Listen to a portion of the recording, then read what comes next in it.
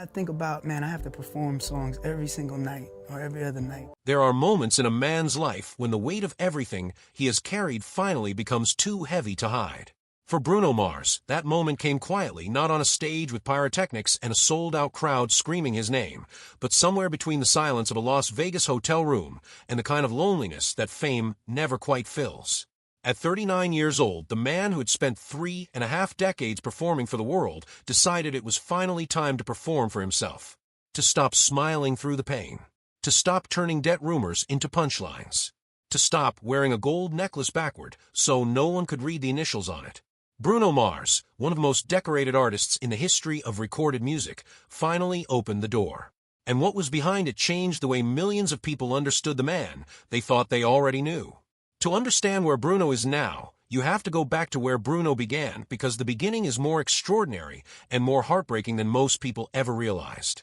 Peter Gene Hernandez was born on October 8, 1985, in Honolulu, Hawaii, into a family where music was not a hobby but a survival strategy. His father, Pete Sr., led a family entertainment group that performed at a hotel in Waikiki. His mother, Bernadette, was a dancer and singer from the Philippines. From the time Bruno could walk, he was already being shaped into something the world had not yet seen. By the age of 4, he was performing 2 shows a night, 5 days a week. While other children were learning their ABCs, Bruno was learning how to hold a crowd, how to read a room, how to make 40 strangers feel something they had not expected to feel when they sat down for dinner. They called him Little Elvis. He wore a tiny sequin jumpsuit and moved his hips in a way that made adults laugh and applaud and reach for their cameras. In 1990, when he was just 5 years old, he performed at the Aloha Bowl halftime show in front of 40,000 people. A year later, he appeared on the Arsenio Hall show. Around that same time, he landed a small role in the film Honeymoon in Vegas, where he earned $600 for a single day of work. He joked about it decades later, calling it his first Vegas residency. Before he had turned 10, he had already performed close to 1,000 shows. 1,000 shows before most kids had finished elementary school. That is not a childhood. That is a career that happens to belong to a child. But the lights do not stay on forever, and in Bruno's case, they went out suddenly and brutally. When he was 12, his parents divorced. The family act dissolved overnight. There was no stage anymore, no schedule, no income, and no plan. Bruno, his father, and his brother found themselves without a stable home.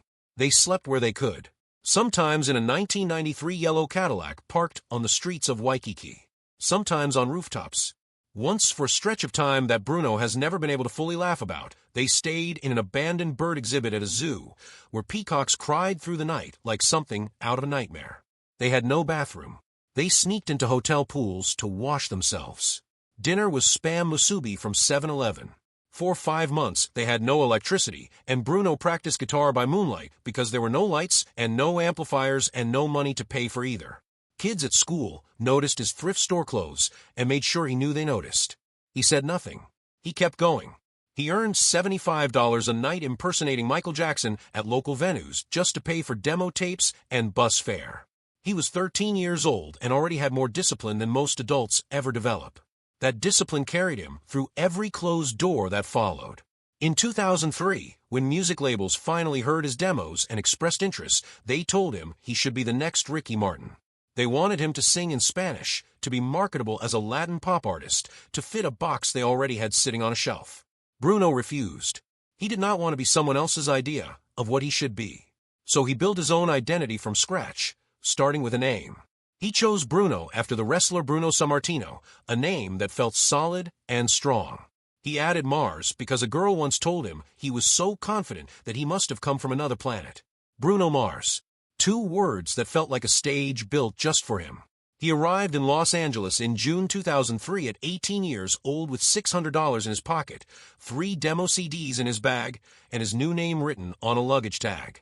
In his first year in the city, he lived in 4 different places, including a $40 a night motel on Sunset Boulevard and a cramped studio apartment in Koreatown shared with 6 other people. He talked his way into a DJ job on Van Nuys Boulevard without ever having touched DJ equipment in his life. He was fired after 2 nights, but the $75 he made that weekend kept his phone from being shut off. There were weeks that summer when he ate nothing but 99-cent tacos from Jack in the Box. He was hungry in every sense of the word. Then came Motown. In February 2004, they offered him a deal so thin he later joked he had seen breakfast menus with more pages. They still wanted the Latin pop angle. He still did not want it. 9 months later, they dropped him without releasing a single song. He had already told his family back home that he was signed. Having to quietly walk that back was the kind of humiliation that either breaks a person or forges them into something harder. For Bruno, it did the latter, because also dropped by Motown at that same time was a man named Philip Lawrence. The two found each other in the wreckage of their shared disappointment and made a promise. They would write music that no label could afford to ignore. By 2006, Bruno and Philip were broke, but relentless. They wrote songs in the back of Philip's beat-up 1999 Toyota Corolla parked outside a small studio in Hollywood owned by a producer named Ari Levine. Ari had the gear. Bruno and Philip had the ideas. They paid him in burritos from 7-Eleven. Together, they called themselves the Smeezingtons, a name born from a private joke about the feeling of a beat clicking into place. They worked 10-hour days, 6 days a week. They studied more than 1,000 songs before they released one. They were not just writing music. They were building a machine. When Bruno's sister Preki slipped one of his demo CDs to a contact named Mike Lynn, who worked with Dr. Dre, the trajectory of everything began to change. Mike almost dismissed it. But 43 seconds into the first track, Bruno hit a note that made him stop and hit rewind. That was the moment the world began tilting in Bruno's direction, even if nobody outside a small Hollywood studio knew it yet. The hits came fast once the dam broke. They wrote the chorus to Flo Rida's Right Round. It debuted at #1 and set a digital download record in its first week. Then came Nothin' on You for B.O.B., which became another massive hit. By the time Bruno released his own debut single, Just the Way You Are, in the summer of 2010, he had already helped sell more than 15 million downloads for other artists. His solo debut entered the Billboard Hot 100 and reached #1 within 8 weeks. It stayed on the chart for 48 weeks and eventually went 13 times platinum in the United States. Then Grenade arrived and topped charts in 15 countries. Between January and March of 2011, Grenade hit #1 on Billboard 3 separate times, a feat only 5 other songs had ever accomplished. By the spring of that year, Bruno had 2 songs each certified past 5 million in U.S. sales. The only other artist to achieve that benchmark in a debut run was Lady Gaga. The Grammys gave him 7 nominations in his first eligible year, including Album and Record of the Year. No male solo debut had earned that level of recognition since Lauryn Hill. He won Best Male Pop Vocal Performance for Just the Way You Are. At 25, he became the youngest man to win that award since Stevie Wonder in 1974. Billboard named him their top Hot 100 artist. The IFPI called him the best-selling global artist of 2011, ahead of everyone, including Adele during her own extraordinary rise. And he had barely gotten started. Locked Out of Heaven arrived in October 2012 and made him the first solo male artist since Bobby Vinton in 1964 to score 4 #1 hits on the Hot 100 in his first 2 years. Even Michael Jackson had not done that. Unorthodox Jukebox, his second studio album, expanded his sound across 9 different genres when the label had expected something safe and radio-friendly. Bruno gave up 4% of his future royalties to pay for live horns and vintage recording equipment. The label panicked. He did not back down. The album moved 6 million copies in its first year. It won Best Pop Vocal Album at the 2014 Grammys and demonstrated that Bruno Mars was not an artist who could be contained by anyone else's expectations. Then came Uptown Funk. It began as a voice memo recorded during a late-night session on May 1, 2014. The final version required 11 credited writers, survived 5 separate lawsuits over its composition, and dropped on November 10, 2014.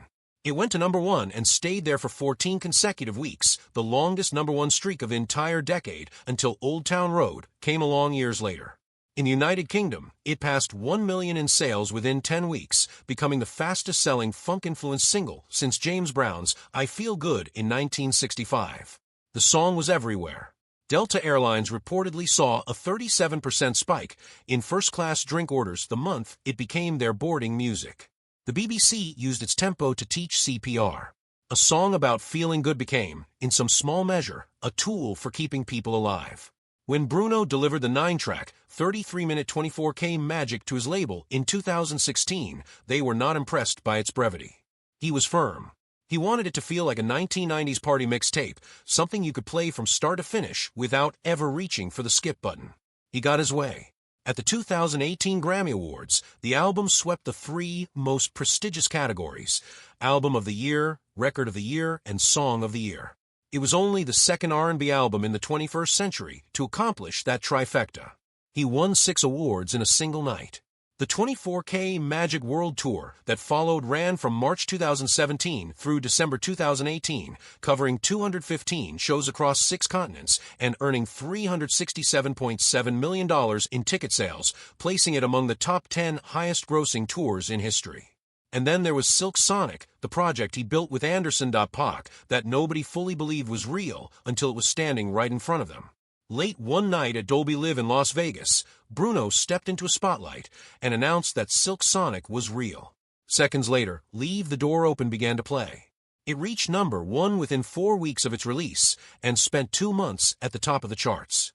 The album An Evening with Silk Sonic was recorded entirely on analog equipment in a single room, the old-fashioned way, with no digital shortcuts and no borrowed samples. In its first week, it sold over 104,000 vinyl copies, the largest vinyl debut for an R&B act in more than 30 years. At the Grammy Awards, the duo performed in white tuxedos with 18 string players and Bootsy Collins seated on a velvet throne. Leave the Door Open won Record of the Year, Song of the Year, and Best R&B Performance. For one night, it felt like the music industry had agreed to stop pretending that anything before 1980 was irrelevant. Somewhere inside all of that success, there was a woman named Jessica Caban. They met in the spring of 2011 at a hotel restaurant in New York. She had come from a modeling audition. He had just finished a show. They made eye contact across the room and held it for 40 minutes before he finally crossed the floor and introduced himself. They talked until 2 in the morning, long after the restaurant had closed around them. Within a year, she had left her life in New York and moved across the country to be with him. In the early days, she slept on an air mattress in his apartment while he toured the world. They built something slow and quiet and real in the middle of an industry that treats relationships like content. By 2014, they had a home in Studio City and a dog named Geronimo. Bruno almost never talked about her publicly. Once, in a single interview, he called her his rock, then moved on to the next question. Even the song When I Was Your Man, which listeners have always suspected was written during a painful stretch between them, was something he refused to discuss in detail. He said it felt like bleeding onto tape. That was all he offered. She appeared on 3 red carpets in 13 years. Then she stopped appearing entirely. In late 2024, people began to notice. Her anniversary posts were gone from social media. Bruno flew to Tokyo alone. He was photographed wearing the gold necklace she had given him, but it was turned backward, so the initials pressed against his chest rather than facing the world. Then, in January 2025, a fan asked her directly in a comment whether she and Bruno had separated. Her response was 15 words: "I will always celebrate and be happy for all of his continued achievements." Cheering from afar. That phrase hit the internet with the force of a confirmed announcement, even though neither of them had confirmed anything. She had spent Christmas with her family in San Juan. He had performed on New Year's Eve in Las Vegas. It was the first December they had spent apart in more than a decade. Sources said they were living separate lives. Others said he had tried to repair things, but extended his residency instead. The truth, as it so often is in situations like this, remains somewhere between the stories people tell and the silence the people involved maintain. They never confirmed a breakup. She still follows him. He still acknowledges her.